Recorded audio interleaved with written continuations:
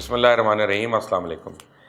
آج عدالت میں اپنے حق میں دلائل دیتے ہوئے جسٹس قاضی فائز عیسیٰ نے اپنے جج بھائیوں پہ بڑے سنگین الزامات لگائے، یہاں تک کہ انہوں نے اپنے اوپر قیامت برپا ہونے اور جسٹس آصف سعید کوسہ پر کمر میں چھری گھونپنے کا بھی الزام لگایا۔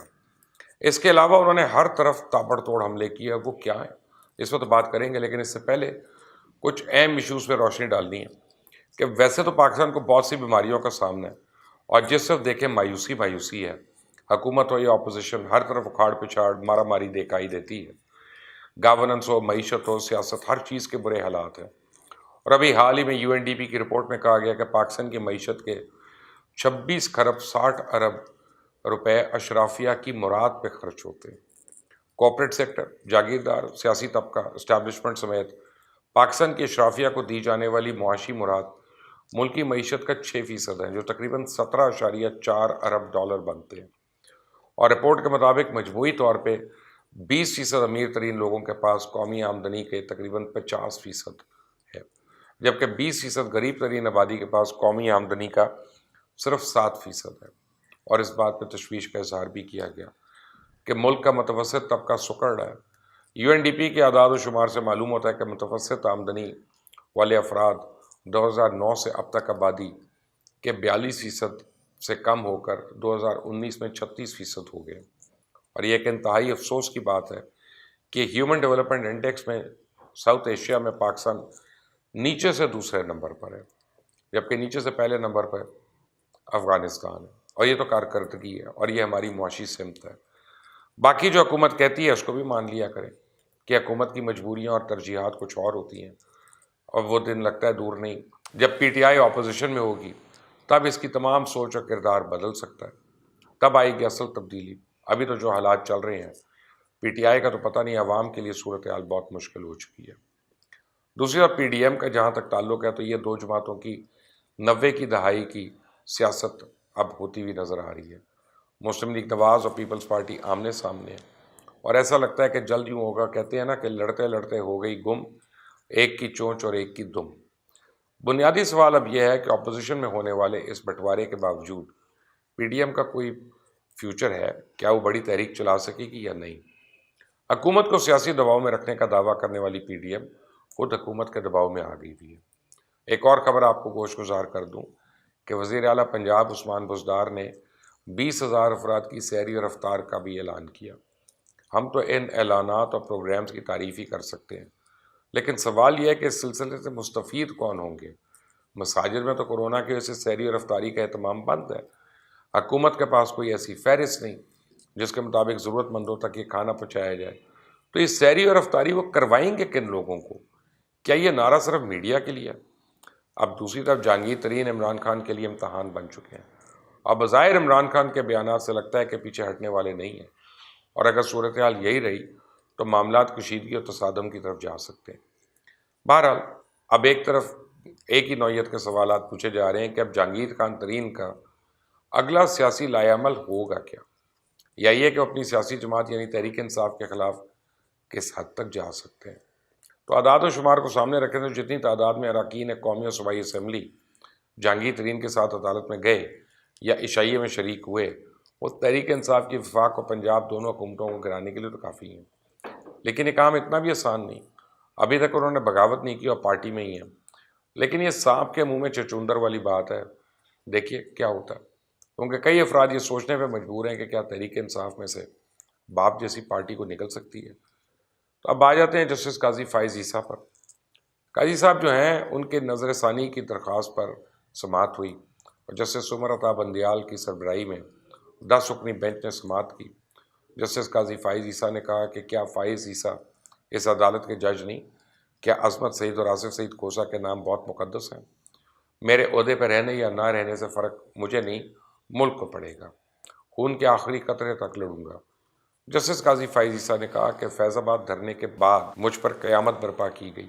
سپریم کورٹ میں نظر ثانی کی درخواستوں پر جسٹس قاضی فائز عیسیٰ نے خود ہی دلائل دیتے ہوئے کہا کہ خادم حسین رضوی نے دھرنا کیس پر کوئی نظر ثانی دائر نہیں کی، اور خادم حسین رضوی کے علاوہ ہر شخص نے ہی نظر ثانی دائر کی۔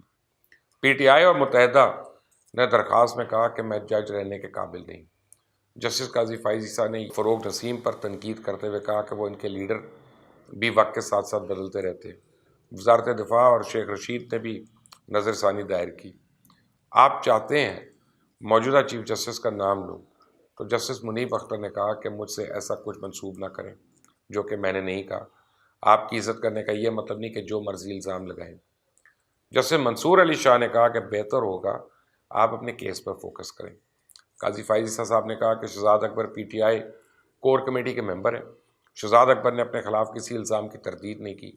شہزاد اکبر کو جیل میں ہونا چاہیے لیکن وہ اہم عہدے پہ ہیں۔ سمجھ نہیں آتی جمہوریت میں رہ رہے ہیں یا ڈکٹیٹرشپ میں۔ شہزاد اکبر پی ٹی آئی کے ورکر اور غیر منتخب شخص ہیں۔ جسٹس عمر عطا بندیال نے کہا کہ حکومت میں موجود غیر منتخب افراد کو غلط نہ کہیں، سیاسی لوگوں کو حکومتی عہدے ملتے رہتے ہیں۔ جسٹس قاضی فائز عیسیٰ نے کہا کہ انور منصور توہین عدالت کے مرتکب ہوئے تھے۔ انور منصور نے کہا بینچ میں موجود ججز میری مدد کر رہے ہیں۔ آج تک انور منصور نے معافی نہیں مانگی۔ انور منصور نے کہا تھا کہ انہوں نے فروغ نسیم کے کہنے پہ بیان دیا۔ انور منصور نے بطور اٹارنی جنرل عدالت کا مذاق اڑایا۔ عدالت کی عزت پہ آنچ نہیں آنی چاہیے، جس پہ جسٹس عمر عطا بندیال نے کہا کہ آپ شاید حقائق سے واقف نہیں، انور منصور کو عہدے سے مستعفی ہونا پڑ گیا۔ ججز کے بارے میں جس نے بات کی اس کے خلاف ایکشن لیا گیا۔ دلائل دیتے ہوئے قاضی فائز عیسیٰ نے اپنا دل کھول کر رکھ دیا۔ جسٹس قاضی فائز عیسیٰ نے دلائل دیتے ہوئے ایک شعر پڑھا کہ غم عشق لے کر جائیں کہاں، آنسوؤں کی یہاں قیمت نہیں۔ جسٹس قاضی فائز عیسیٰ نے کہا کہ میرے اور اہل خانہ کے خلاف 5th جنریشن وارفیئر شروع کی گئی۔ آصف سعید کھوسہ نے میرا موقف سنے بغیر میرے پیٹھ میں چھرا گھونپا۔ میرے ساتھی ججز نے جوڈیشل کاؤنسل میں مجھے پاگل شخص قرار دے دیا۔ عمران خان کی فیملی کے بارے میں بات نہیں کی۔ عمران خان کرکٹر تو تھے تو ان کا مداح تھا، آٹوگراف بھی لیا۔ عمران خان بھی ایک انسان ہے۔ جسٹس قاضی فائز عیسیٰ نے کہا کہ جسٹس عصمت سعید دوست تھے لیکن آج ان کے فیصلے پہ دکھ ہوا۔ عصمت سعید آج حکومت کے پسندیدہ شخصیت ہے۔ قاضی فائز عیسیٰ نے کہا کہ ملک کے باہر سے نہیں اندر سے خطرات ہیں، پاکستان کو کوئی باہر سے ہاتھ بھی نہیں لگا سکتا۔ جسٹس عمر عطا بندیال نے کہا عدالتی فیصلے میں جو غلطیاں ہیں ان کی نشاندہی کریں۔ سپریم جوڈیشل کاؤنسل سے متعلق آپ کے وکیل نے دلائل نہیں دیے تھے۔ جسٹس قاضی فائز عیسیٰ نے کہا کہ درخواست کا ایک حصہ ریفرنس میں دوسرا جوڈیشل کاؤنسل سے متعلق تھا۔ جسٹس منیب اختر نے کہا کہ وکیل نے جوڈیشل کاؤنسل والے حصے پہ دلائل نہیں دیے تھے۔ جسٹس فائز عیسیٰ نے کہا کہ عدالت نے ریفرنس کو اپنے فیصلے میں زندہ رکھا ہوا ہے۔ سپریم جوڈیشل کاؤنسل کے خلاف مجھے سنگین تحفظات ہیں۔ قاضی فائز عیسیٰ نے یہ بھی کہا کہ ججز سے غلطی ہو جائے تو نظر ثانی کا اختیار حاصل ہے۔ عدالتی حکم آئین اور متعدد قوانین کے خلاف ہے۔ کسی شخص کے ٹیکس ریکارڈ تک غیر قانونی رسائی فوجداری جرم ہے۔ سماعت مکمل ہونے کے بعد بھی فروغ نسیم دلائل جمع کراتے رہے۔ جسٹس قاضی فائز عیسیٰ نے تو یہ بھی کہا کہ فروغ نسیم نے حلف کی خلاف ورزی کی، فوری برطرف کیا جانا چاہیے۔ تفصیلی فیصلہ آنے سے پہلے FBI کو کارروائی مکمل کرنے کا کہا۔ ٹیکس کمشنر ذوالفقار احمد نے عدالت کے دباؤ میں آ کے کارروائی کی۔ انہوں نے کہا کہ سپریم جوڈیشل کاؤنسل کے اراکین نے بدنیتی پہ مبنی کارروائی کی۔ سپریم جوڈیشل کاؤنسل نے کبھی مجھے صفائی کا موقع نہیں دیا۔ سپریم جوڈیشل کاؤنسل انصاف کا قتل عام کر رہی ہے اور صدر نے میرے 3 خطوط کا جواب تک دینا گوارا نہیں کیا۔ مجھے ریفرنس کی کاپی نہیں ملی لیکن میڈیا پر بینڈ بجا دیا گیا۔ انہوں نے کہا کہ کیس FBI بھجوانے کا فیصلہ عدالتی اختیارات سے تجاوز تھا۔